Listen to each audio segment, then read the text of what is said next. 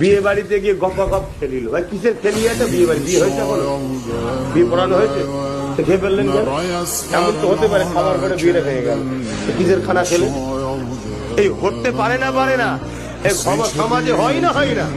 ছোট্ট জিনিস নিয়ে, ছোট্ট জিনিস, যত যেন মিজাজ দিবার দিন হচ্ছে বিয়ের দিন, ওয়েট দিবার দিন, ছোট্ট জিনিস বা ঝগড়া হয়ে গেল।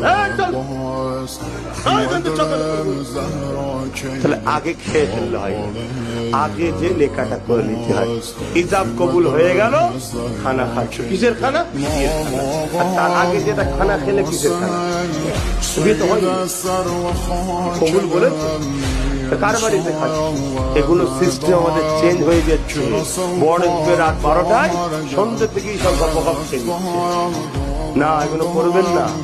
জিনিসটা ছোট মনে হচ্ছে না, এটা ভুল।